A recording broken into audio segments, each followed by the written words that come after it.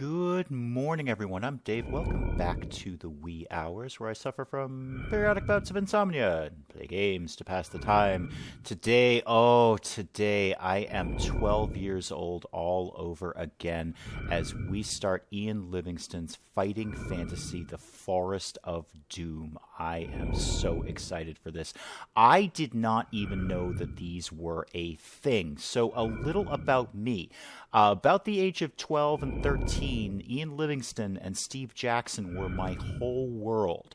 I devoured these fighting fantasy books. They were wonderful. I just immersed myself in the wonderful fantasy that they created.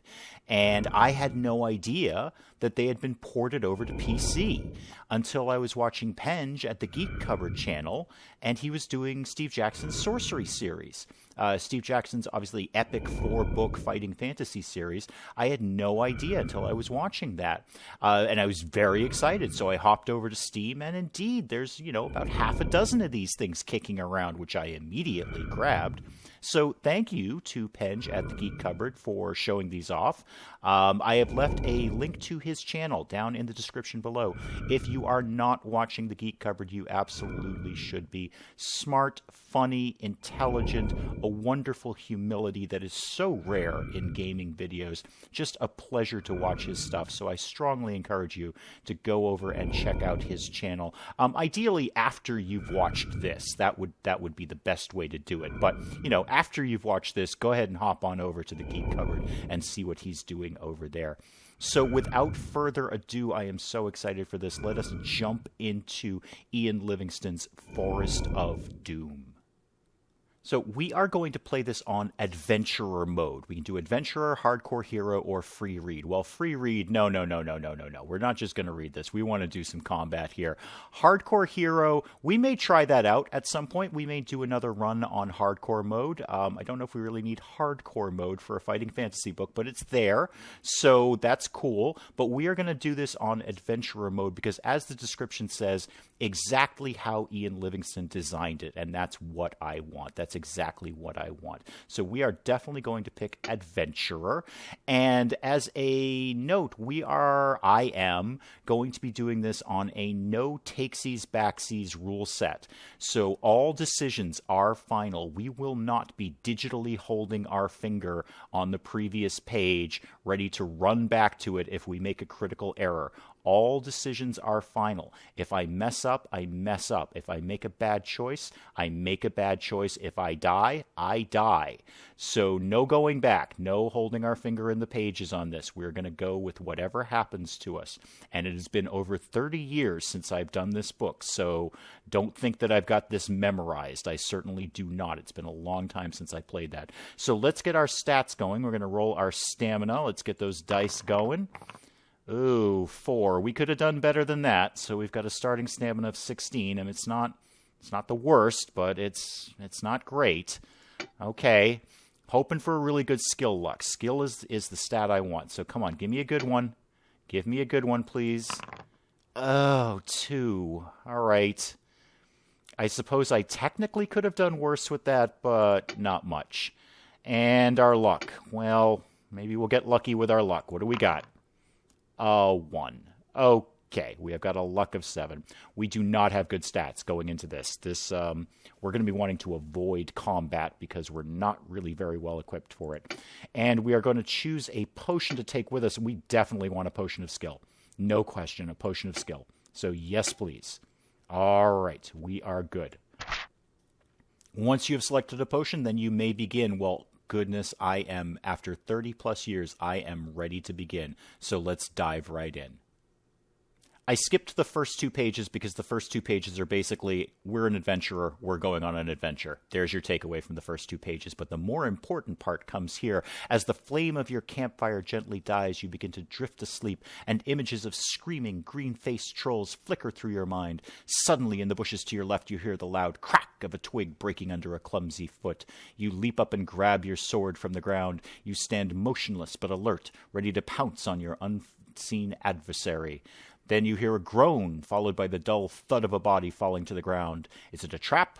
Slowly, you walk over to the bush where the noise is coming from and carefully pull back the branches. You look down to see a little old man with a great bushy beard, his face contorted with pain. You crouch down to remove the iron helmet covering his balding head and notice 2 crossbow bolts protruding from the stomach of his plump, chainmail-clad torso.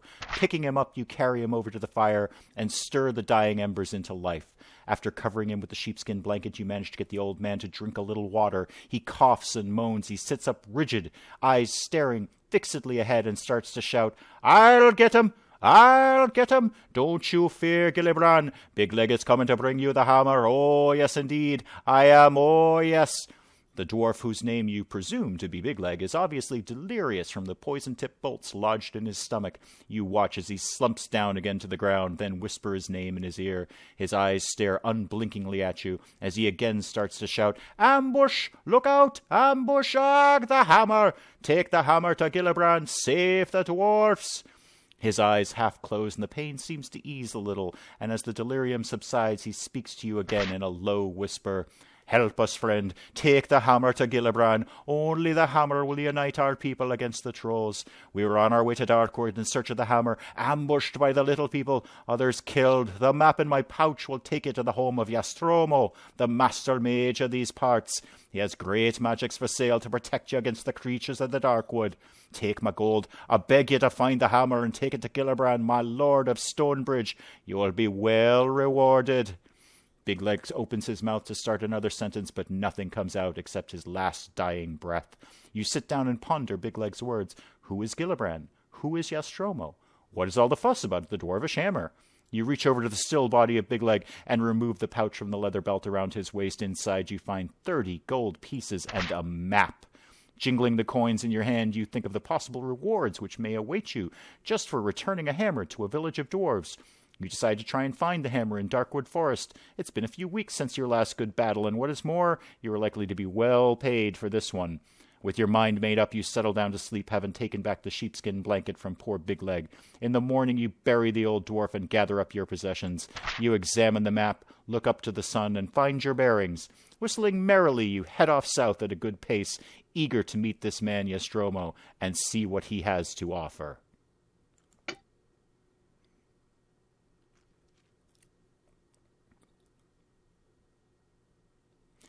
Your walk to Yestromo's takes a little over half a day, and you arrive at his stone tower dirty and hungry.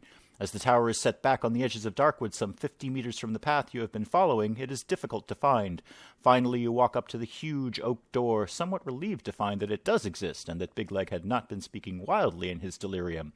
A large brass bell and gong hang from the stone archway. As you ring the bell, a shiver runs down your spine, and you realize that the loud bong invades a deep silence which you had not noticed before. There are no sounds of birds or animals to be heard. You wait anxiously at the door and hear slow footsteps descending from the stairs from the tower above. A small wooden slot in the door slides open, and 2 eyes appear and examine you. "Well, who are you?" demands a grumpy voice through the hole. You answer that you're an adventurer in search of the master mage Yestromo, intending to purchase magical items from him to combat the creatures of Darkwood Forest. "Oh, well, in that case, if you are interested in buying some of my merchandise, you had better come up. I am Yestromo." He then turns and slowly climbs the stone stairs. Will we follow him up the stairs or draw our sword and attack him? Well, that seems like a very foolish gesture if he's a master mage. We will follow him up the stairs.